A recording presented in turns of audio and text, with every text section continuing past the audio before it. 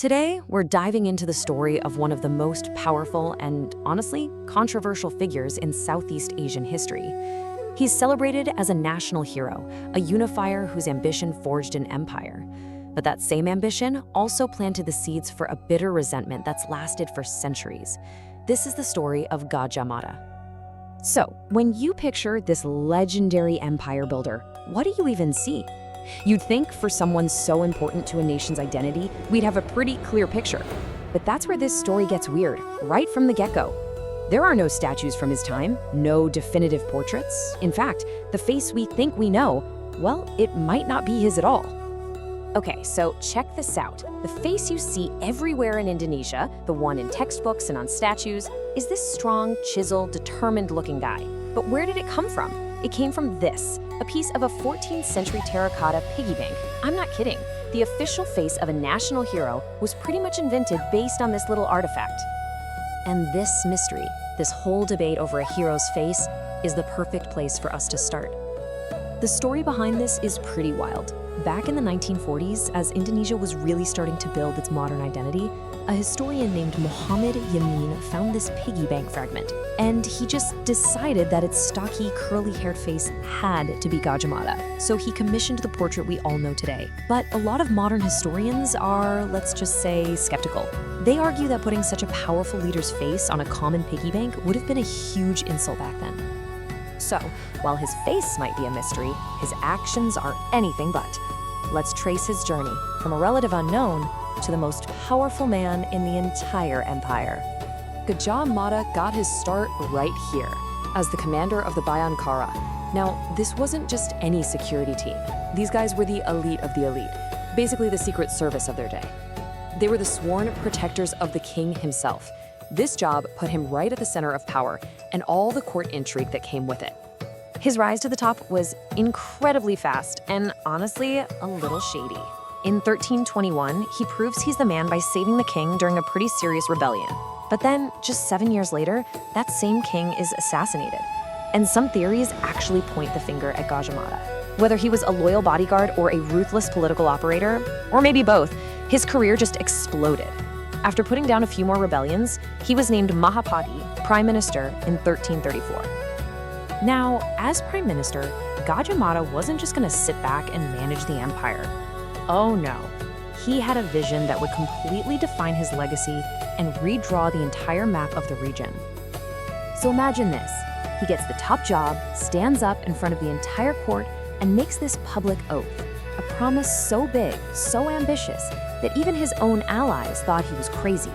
He vowed he wouldn't enjoy any of the comforts of his new office until he had united the entire archipelago under one rule. This was the Sumpah Palapa, the Palapa Oath. That phrase, amukti palapa, basically means to enjoy rest or the fruits of his labor.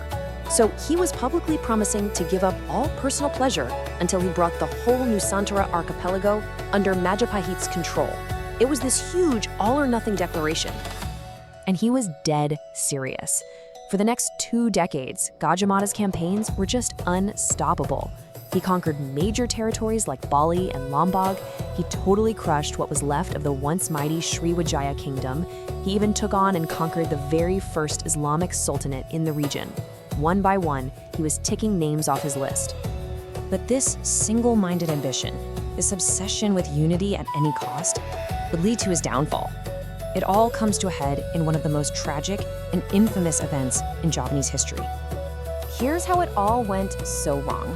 It started with a peace plan, a royal wedding to unite Majapahit with the neighboring Sunda kingdom. But Gajah Mada saw this as a chance for a power play.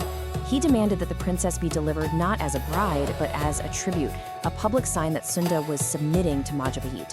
The Sundanese king was, of course, completely humiliated and refused. So what was supposed to be a celebration turned into a tense standoff and then into an absolute massacre. And calling it a battle is being generous. I mean, look at these numbers. It was a slaughter. The Sundanese royal family and their small guard were fewer than 100 people. Gajah Mada brought thousands of soldiers. Facing those odds, the Sundanese chose to fight to the death for their honor rather than surrender. In the aftermath, the Princess Dyah Pitaloka took her own life rather than be taken captive. The news of this tragedy completely shocked the Majapahit court. Gajah Mada's brutality had gone too far, even for them. His quest for unity had turned into a bloodbath, and for that, he was effectively demoted and pushed out of the court, living out the rest of his life in obscurity. So, his life ended in disgrace, but his story, man, it was far from over. Gajah Mada left behind a legacy that is both incredibly inspiring and deeply divisive, and it's something that still shapes the region to this day. In modern Indonesia, Gajah Mada is a giant. He's seen as a symbol of patriotism and national unity. His campaign to bring the archipelago together is considered the historical foundation for the modern nation. His name and his famous oath are everywhere, from one of the country's top universities to its very first communication satellite, the satellite Palapa. But there's a much darker side to his legacy.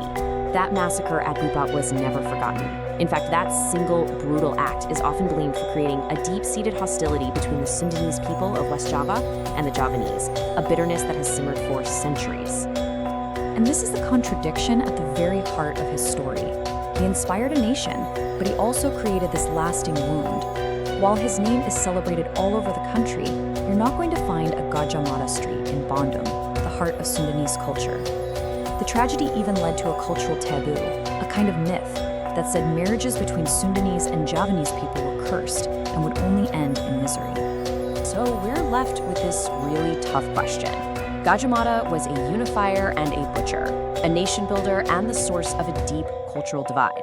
His story forces us to look at the uncomfortable truth that the heroes who build nations often do it at a terrible and sometimes very lasting cost.